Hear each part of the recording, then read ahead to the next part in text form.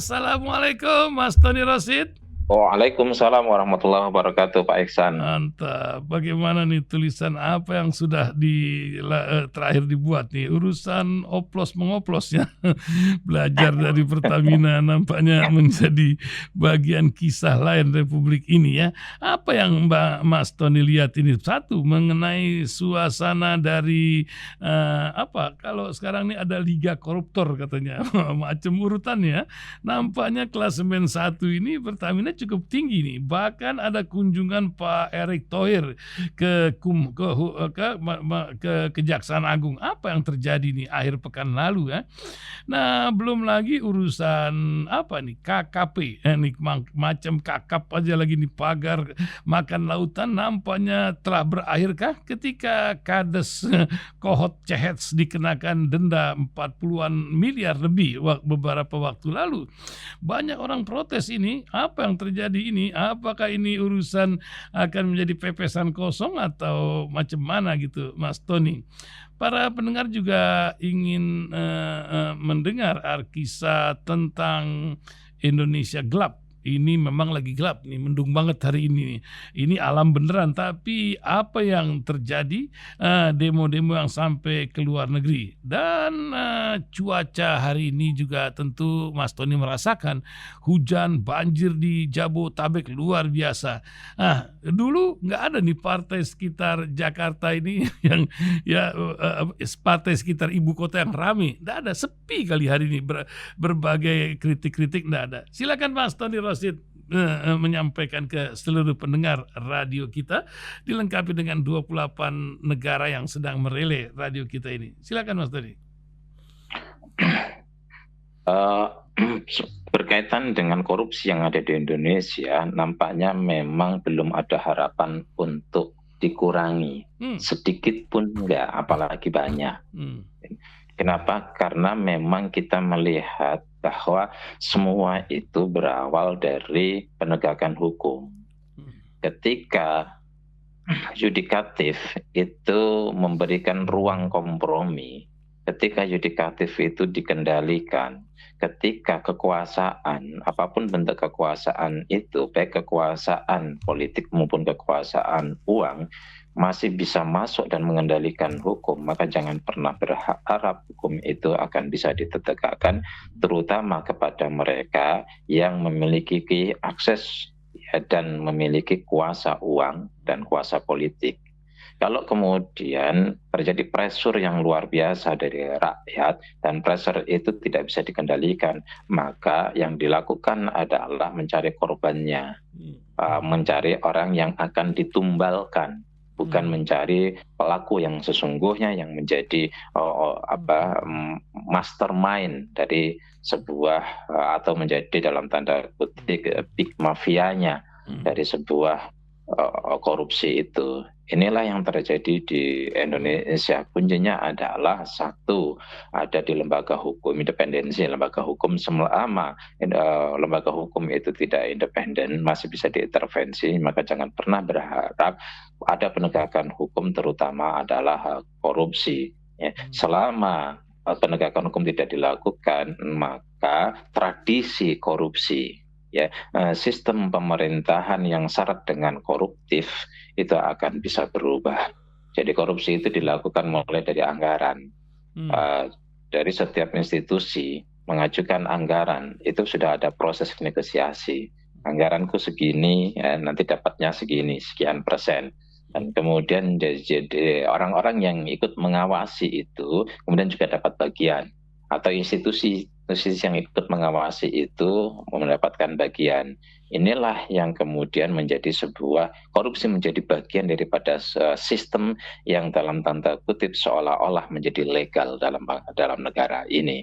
Jadi konsekuensinya itu apa? Ya konsekuensinya semua praktek-praktek korupsi itu akan ditangani sebagaimana yang kita lihat, seperti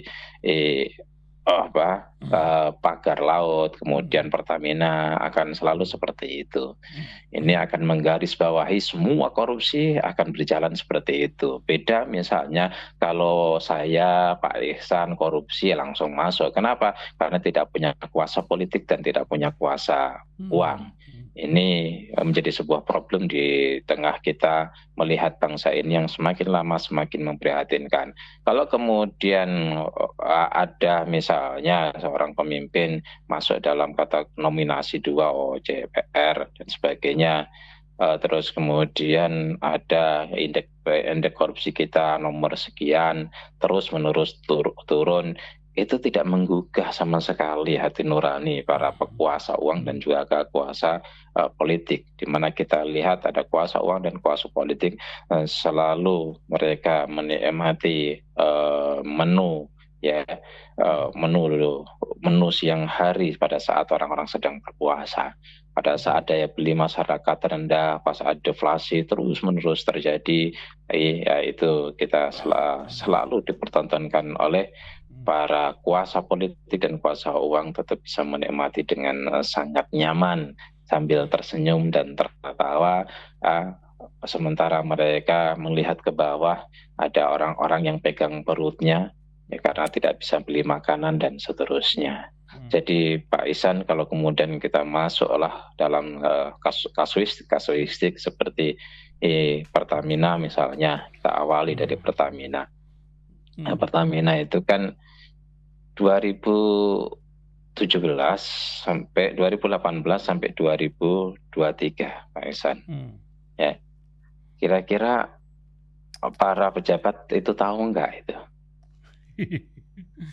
Para elit tahu nggak itu? Apalagi komisarisnya ya. Iya, pimpinan-pimpinan partai tahu nggak itu? Aparat-aparat hukum tahu nggak itu? Kenapa mereka tidak bisa bicara? Kenapa mereka tidak teriak? Kenapa mereka tidak bisa bertindak? Pertama, ya, sebagian dari mereka ikut menikmati. Yang kedua, ya, karena di situ ada kuasa politik dan kuasa uang yang begitu kuat yang tidak mungkin mereka akan sentuh.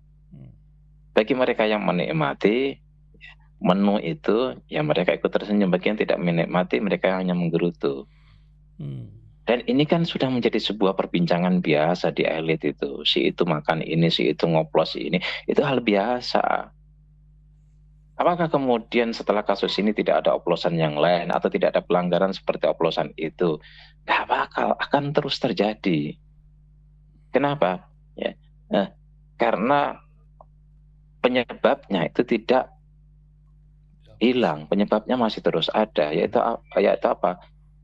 Penyebabnya adalah tiadanya penegakan hukum. Penyebabnya itu apa? Intervensi kuasa politik. Penyebabnya apa? Di mana kuasa uang bisa membeli segalanya. Inilah yang kemudian terjadi. Lalu kemudian ada orang yang sok pahlawan, ya, bahwa dia akan saya bawa ke situ, karena hukum panggil saya, rekam buka semuanya. Ini kok pahlawan kesiangan. Kemarin kemana bro? Lo itu komisaris utama. Kalau memang tidak mampu mencegah kebobrokan, kenapa lu nggak mundur? Kalau memang lu tahu, kenapa dari awal nggak ngomong? Seolah-olah sekarang lu jadi malaikat. Paling bersih, paling berani. Keberanian itu ditunjukkan ketika seseorang itu menjabat, ketika seseorang itu tahu, dia bongkar. Itu keberanian, itu gentle. Jadi ketika kita tahu persoalan yang buruk, kemudian kita teriak. Ketika kita tahu sesuatu yang salah, kita ngomong. Ketika di institusi kita punya kuasa tapi nggak didengar, kita mundur dan kita kasih tahu kepada publik. Hebat itu mahasiswa-mahasiswa. Mereka teriak ketika Pak Jokowi ya masih menjabat menjadi presiden. Ini sudah tidak menjadi presiden baru teriak loh. Gitu. Ya, masyarakat dianggap bodoh semua. Yang kemudian Anda tampil seperti pahlawan ya di siang bolong, puasa lagi. Kemudian Anda luar biasa, seolah-olah Anda paling bersih, Anda paling berani, Anda orang yang paling berani, paling terdepan dalam melakukan perlawanan terhadap oplosan itu. Ketika Anda menjadi komut di situ, kemudian Anda teriak, Anda tahu, kemudian Anda teriak, Anda tahu, kemudian Anda melaporkan, itu baru keberanian, itu baru laki, itu baru gentle. Ya, ya kita Indonesia nggak butuh orang-orang macam begini, gitu loh. Yang kemudian ingin mencari celah untuk branding. Ya, enggak. Orang sudah nggak berkuasa, ya. Terus kemudian Anda tampil yang melawan kepada orang yang sudah tidak ada kekuasaan itu. Ya, Pertamina kita akan lihat apakah kemudian orang-orang itu yang dibalik ini loh, selama 5 tahun, hampir 6 tahun itu sekitar hampir 1.000 triliun. Nggak mungkin yang menikmati itu, ya, itu adalah orang-orang yang ada di Pertamina yang sekarang jadi tersangka itu. Dan kita bisa cek mudah. Katakanlah sekarang jadi tersangka berapa? 7 orang, 9 orang. Kemudian uang 1.000 triliun itu dibagi oleh mereka. Berapa dapatnya? 100 sekian triliun. Cek uang mereka, apakah ada segitu? Nggak ada, mereka nggak ada di antara mereka yang punya uang sampai 100 triliun. Padahal korupsinya hampir 1.000 triliun. Lalu uang ini mengalir kemana? Nah, itu.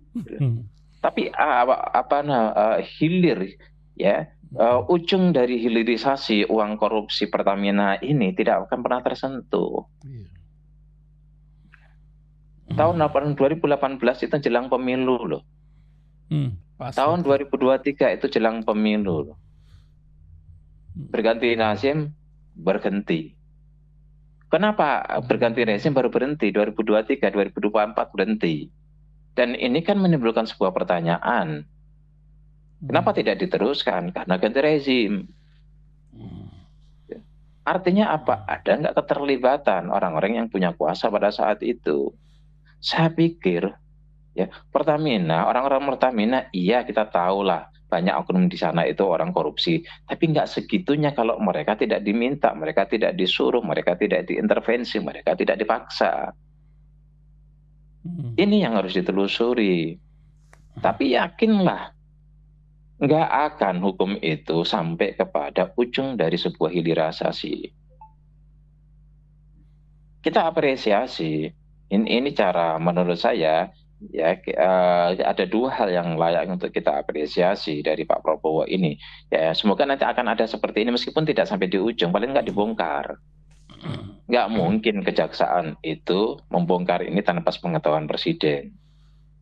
Ini kan semacam kucing-kucingan saja, sikat sini, teriak, pindah lagi, sikat sini, nanti yang dari Solo teriak, pindah lagi ke sini, sikat lagi, nanti teriak. Ujung-ujungnya nanti masyarakat akan percaya tulisan saya, perseteruan antara Prabowo vs Jokowi. Itu. Jadi ini basis teori konflik berbasis berdasarkan fakta-fakta yang ada. Ujung-ujungnya akan ke sana. Intinya apa? Nggak akan ada 2 matahari, itu nggak akan pernah.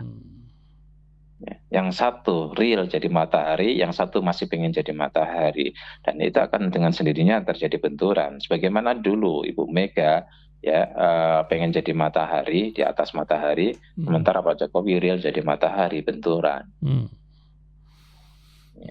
Masihlah ada nasionalisme yang dimiliki oleh Pak Prabowo, ya, untuk melakukan ini meskipun kemudian masih ada kendala-kendala yang kemudian dilakukan dihajar dulu pagar laut, ya, datangkan militer, bla bla bla bla bla bla bla bla, kemudian mundur sedikit, hajar lagi di sini Pertamina, gitu ya. Nanti akan ada negosiasi, sudah datanglah itu Menteri BUMN, ya, yang pada saat itu juga Menteri BUMN, gitu kan, di mana Pertamina di bawah Menteri BUMN, datanglah lagi di situ. Terus kemudian bicaralah kemudian di situ. Sepertinya kenapa? Dan ini lagi-lagi, gitu kan, lagi-lagi kursi kejaksaan itu terbuka bagi mereka yang punya kepentingan-kepentingan terhadap sebuah kasus. Tuh, si institusi hukum seringkali terbuka untuk itu. Enggak tepat dan tidak layak Menteri BUMN yang notabene Pertamina pada saat terjadinya korupsi itu ada di bawahnya dan menterinya sama, lalu diterima oleh Jaksa Agung. Dan ini Etika ya. sangat tidak etis dan dicurigai akan memberikan pengaruh terhadap proses hukum terkait dengan Pertamina. Ini kan semacam memberikan penjelasan, udahlah begini, ini kan begitu. Apa kepentingannya kecuali menjelaskan? Ya, kepentingannya ingin menjelaskan. Masa kemudian datang mau buka bersama aja kan enggak? Ya, semoga berdua puasa lah gitu kan. Tidak mau buka bersama aja, merencanakan ya buka bersama ya kan enggak gitu loh. Tetapi memberikan penjelasan, ini kasusnya sebenarnya begini, yang terlibat begini, maunya begini, kondisi lagi begini, kan begitu. Apakah pada saat itu memang tidak ada uang? Hampir 100 T loh itu. Sekarang apa? Dampaknya luar biasa. Jadi kemudian kasus Kohot. Ya paling banter lurah. Lurah kena 48 Kepala desa ya, kepala desa. Kepala desa itu didenda 48 miliar. Langsung sanggupi, hebat sekali. Usahanya apa ini kepala desa? Gitu kan. Ya, kalau 48 miliar ini kemudian itu dikeluarkan oleh Pak Ihsan Talib, saya percaya. Ya, pengusaha properti. Ini kepala desa ngeluarin 48 miliar. Gitu loh. Ya, Tony Roset mengeluarkan uang 48 miliar dari mana itu gitu loh. Bagaimana itu terjadi dan akan berhenti di situ. Apa kepentingan dari kelurah itu untuk membuat pagar? Apa kepentingan dia? Apakah dia punya uang ya ratusan miliar itu untuk bikin pagar itu habis ratusan miliar 30 kilometer persegi. Mantap. Dia itu dan beberapa temennya ya itu hanya operator, di mana ada yang membiayai. Pagar itu bukan untuk dia dan teman-temannya, tapi untuk kepentingan yang lain. Uang yang dikeluarkan bukan uang dia. Kemudian berhenti di situ. Yang sebagaimana saya bikin hotline tadi, bahwa ya semua akan seperti ini. Kasus-kasus yang lain nanti selama penegakan hukum itu tidak independen, masih ada intervensi ya, si ketua ini orangnya ini, si kepala itu orangnya ini, si institusi itu orangnya ini, selama masih seperti itu terus, selama juga meja hukum itu dibuka untuk para kuasa politik dan kuasa uang, maka semua akan berakhir seperti kasus di Tangerang itu, pagar laut, dan semua akan berhenti seperti kasus di Tamina. Sekarang misalnya ya ada gasolin ya disebut dengan gasolin atau Sodagar Oil gitu kan, gasolin Good Father gitu kan, itu sekarang sudah digeledah rumahnya. Apakah akan berlanjut? Jadi Pak Ihsan ya, saya dengar dari beberapa pihak ini kan sedang ada proses pergantian kelas. Kelas apa? Ya, proses pergantian kelas. Ini kira-kira ada proses pergantian Good Father lah. Oh gitu. Dulu pada masa Pak Jokowi ada proses pergantian Good Father. Ya, maka ya, penguasa-penguasanya sebagian sudah berubah, penguasa uang ya. Sekarang ada proses penggantian kepala ketua kelas, Good Father. Tapi berharap ya, memang perlu pergantian itu, kita setuju. Tapi berharap pergantian itu akan terjadi sebuah pergantian pola dan pergantian sistem. Yang semula sistem itu ngawur menekan hukum, tapi sistem yang ke depan ketika sudah ganti kelas, jangan caranya sama, jangan polanya sama. Ya, mesti lebih bersih, mesti lebih lebih sesuai dengan aturan. gitu loh. Kalau hanya pergantian kepala kelas mafia ya percuma, tapi kalau kepala kelas mafia diganti kepala kelas yang punya jiwa kebangsaan itu bagus. Ini jadi setiap rezim itu akan terjadi, seringkali terjadi pergantian ketua kelas. Dan kita tahu lah ketua pemain-pemain ini yang ikut. Kenapa? Kalau nggak dikawal kekuasaan itu juga sulit. Ya, kalau kita lepas hukum saja gitu berproses, akan terjadi sebuah negosiasi oknum-oknum hukum, karena itu sudah menjadi hal biasa dengan orang yang berperkara. Tapi kalau kemudian kasus ini dikawal oleh orang-orang yang punya kuasa atau akses kekuasaan politik, itu akan berbeda. Dan kita tahu siapa orang-orang yang mengawal, orang-orang yang punya kuasa dan punya akses kekuasaan politik mengawal kasus ini, kita tahu. Dan siapa ketua-ketua kelas yang dipersiapkan untuk mengganti ketua kelas lama, kita juga tahu. Nah, semoga kita berharap pergantian ini merupakan sebuah pergantian, tidak saja pergantian ketua kelas, tapi pergantian sistem, ya, pergantian cara yang lebih manusiawi dan lebih menyesuaikan diri kepada aturan hukum. Kalau dulu itu kan pergantian kelas, ada hukum yang ada aturan yang terlanggar, maka aturannya diganti, bukan orangnya yang di penjara. Ya. Ini yang selalu, nah itulah hebatnya. Jadi pergantian ketua kelas dengan cara yang sangat radikal, dan sangat fundamental. Ya, tapi akan selalu pergantian kelas itu melalui syarat ini, tapi ikuti tetap aturan yang ada. Jadi kira-kira gini, kalau dulu ngoplos sekarang nggak ngoplos, gantilah. Kalau dulu agen, ya agen impornya itu didominasi oleh si A, ya sekarang oleh si B, tapi tanpa kemudian menjadi mafia atau tanpa kemudian mencuri atau merampok. Kira-kira seperti itulah. Itu Pak Ihsan. Itu ya. Banyak ketua kelas yang agaknya dari TNI atau apa, itu kan yang menjadi sebuah sorotan masyarakat pula sekarang. Bukan begitu, Mas Tony? Begini Pak Ihsan, kalau kelas-kelas ekonomi nggak mungkin dari TNI. Ketua-ketua kelas itu harus memang betul-betul modalnya besar, duitnya gede, orang yang sudah punya pengalaman di dunia usaha.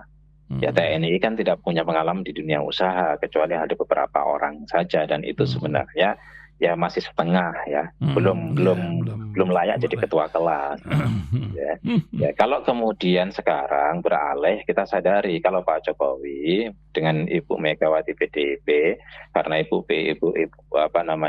Megawati itu anak kandung dari Pak Karno, dan Pak Karno dulu punya perseteruan yang cukup luar biasa dengan TNI Angkatan Darat, maka kemudian Pak Jokowi dan juga PDIP menggunakan oknum-oknum polisi lebih banyak untuk menjadi bagian daripada backup kekuasaannya.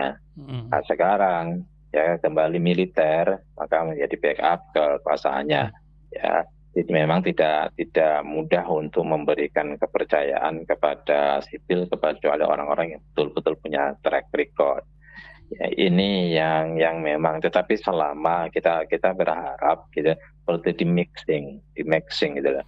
Ya, kita tahu bahwa tentara untuk 10 tahun terakhir ini memang punya nasib yang kurang baik, punya nasib yang di dalam tanda kutip agak tidak diberikan peluang yang leluasa sebagaimana pihak kepolisian.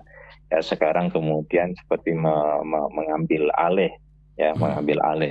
Tetapi selama itu sebatas kewajaran, saya pikir tidak ada masalah.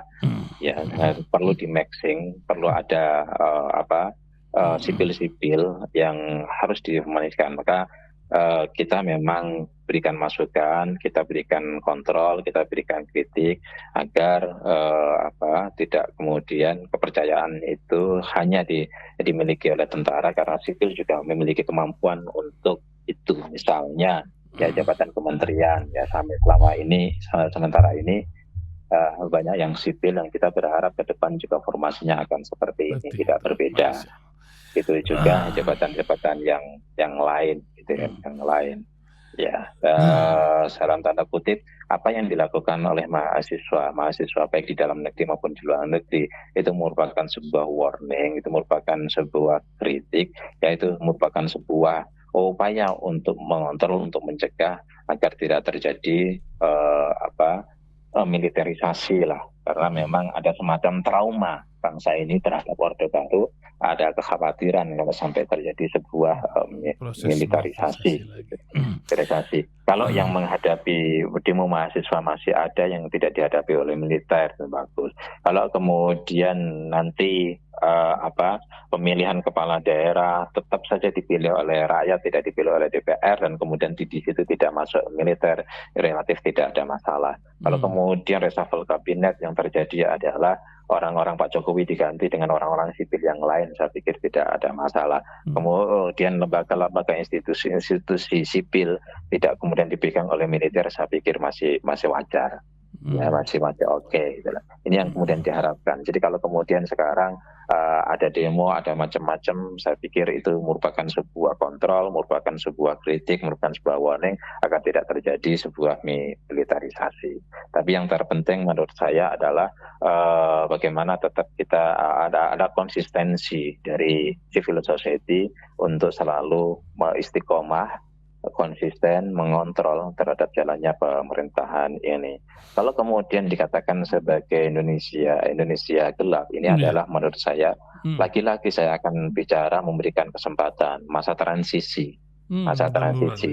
Berapa lama? Cuman memang paling tidak 6 bulan lah. Paling tidak 6 bulan. Memang kita perlu ini kan karena dari masa yang gelap, kalau menurut saya yang sebelumnya itu gelap banget dah. Gelap banget, gelap, pekat, hitam banget gitu kan, banget ya. Dan sekarang kemudian masih tidak kemudian bisa langsung berubah total. Memang perlu ada penasihat presiden yang taktis. Ini maksud saya. Contoh-contoh begini itu loh. Ya, karena ini perlu penjelasan ya, karena saya mencoba untuk mencari berbagai informasi dari berbagai sumber ya. Itu misalnya ketika Pak Prabowo bilang gitu kan 29 ya pada hari Milad itu akan mencalonkan lagi, atau dari teman-teman itu membicarakan tentang Gerindra mencalonkan lagi Pak Prabowo 2029. Ini sebenarnya sebagai sebuah pesan khususnya bagi Pak Jokowi, bukan kepada rakyat. Pada Pak Jokowi dan kepada Gibran, ya aku masih sehat, apakah nyalon lagi? Kau nggak usah nyalon, kalau kau nyalon kau hadapi aku. Kira-kira kan gitu pesannya itu. Gitu. Itu cuman memang karena komunikatornya tidak ada komunikator di luar pemerintah yang cerdas, sehingga kemudian itu menjadi sesuatu yang negatif, menjadi isu negatif. Kemudian juga dan antara gitu kan. Ya ini kan situasi deflasi seperti ini. Situasi baru ngomong tentang hidup Jokowi, kemudian 29 lalu muncul dan antara. Ya. Ini mestinya perlu timing gitu loh. Kalau kita lihat dan antara di China, kemudian di Singapura itu kan bagus. Pada saat trust publik terhadap pemerintahan itu menurun, dihajar dan antara yang ada di situ adalah Pak Jokowi. Gitu kan? Jadi ada 2 poin. Yang satu ya bahwa ada 3 poin lah. Yang satu di situ ada Pak Jokowi yang notabene begitu banyak publik yang masih resisten kepada Pak Jokowi. Kemudian apalagi tuntut adili Jokowi. Kemudian yang kedua gitu kan, trust publik itu lagi turun gitu kan. Ya, karena isu yang kemarin. Kemudian yang ketiga ya, di mana Danantara itu mengambil barang dari atau dana dari BUMN. Akhirnya apa? Saham rontok, dolar naik. Nah, timing ini penting untuk mengelola isu. Dan nampaknya kita tahu, saya kenal Pak Prabowo dengan baik. Karena 2019 saya pada saat itu hampir setiap hari jumpa sama beliau. Ya sedikit banyak tahu. Kadang-kadang suka terlalu polos orangnya. Ya pokoknya menurutku benar-benar. Tetapi bagaimana situasi di luar itu seringkali tidak dipertimbangkan. Ya, sehingga ketika Danantara muncul, menurut saya lahir tidak tepat waktu. Ya, lahir tidak tepat waktu. Trust lagi turun. Ya, kemudian di situ resisten kepada Pak Jokowi, kuat munculkan Pak Jokowi, Ya pada akhirnya langsung itu Pak Ihsan, kalau kita lihat IHSG turun drastis gitu kan, apalagi saham-saham bank kecuali BCA, bank BUMN itu seperti BRI, Mandiri, BNI, kemudian BTN itu anjlok jauh gitu kan, sekian poin. Begitu juga dolar naik di atas 16.500, hampir menuju ke 16.600, dan ini bisa dikatakan hampir belum pernah terjadi. Ya, inilah yang kemudian ada sekitar 18 triliun ya, dana milik ini 80-an triliun ya, dana milik asing yang kemudian diambil. Inilah perlu menurut saya, ya semoga ini didengar juga Pak Prabowo, didengar oleh para penguasa, penasihat-penasihat yang mengerti betul terkait dengan isu politik ya, atau kemudian dinamika politik. Itu Pak. Iya, mantap. Mas Tony, 30 menit sudah kita menemani pendengar. Terakhir sebagai penutup pembincangan kita di Ramadan awal ini, apa yang ingin Mas Tony ingatkan untuk pendengar radio Silaturahim di tengah banyak bencana banjir pula sekarang ini? Silakan Mas Tony. Iya, para pendengar Rasul dimanapun berada, ini Ramadan. Ramadan itu adalah bulan berkah. Berkah itu artinya perubahan. Ada istilah ihtisaban, ada istilah mubarak, ada istilah mukafiratun, itu semua adalah konsep perubahan. Jadi di bulan Ramadan itu memaksimalisasi kepekaan kita untuk membangun sebuah mindset perubahan dengan cara yang kita miliki. Jadi bulan Ramadan itu bulan orang lapar, harus ada kepekaan kepada orang yang lapar lainnya. Artinya ada kepekaan sosial. Menurut saya, ya bagaimana kita sebagai warga negara yang baik, ya kita bisa mengambil posisi, bukan hanya ingin selamat dirinya sendiri, tetapi bagaimana juga memiliki kewajiban untuk menyelamatkan bangsa ini. Kita berikan masukan kepada stakeholder yang mengelola pemerintahan, kita berikan kritik, ya kita upaya untuk melakukan pencegahan kalau itu memang berada rute yang dilewati sudah mulai belok, maka kita punya kewajiban untuk itu. Nggak peduli itu puasa atau tidak puasa. Ya kalau puasa kalian menjelek-jelekan pribadi, ya nggak ada kaitan dengan tujuan kemarahan, itu bisa membatalkan pahala puasa. Tapi kalau Anda mengungkap tentang keburukan dan kesalahan orang karena itu berbahaya bagi bangsa dan negara ini, itu akan menjadi sebuah pahala. Inilah yang berbedanya, ya sebuah kritik, ya sebuah kontrol, itu akan membedakan apakah itu ego dan nafsu pribadi atau itu adalah mulai memiliki orientasi kebangsaan dan kenegarawanan yang baik. Oleh karena itu Ramadan ini harus mestinya menjadi sebuah olah mental kita untuk menjadi manusia yang bermental sosial, bukan manusia yang bermental personal. Amin, itu Pak amin, Ihsan. amin. Terima kasih Mas Tony, selamat menjalankan ibadah Shaum Barokah. Insyaallah. Assalamualaikum warahmatullahi wabarakatuh. Waalaikumsalam warahmatullahi wabarakatuh.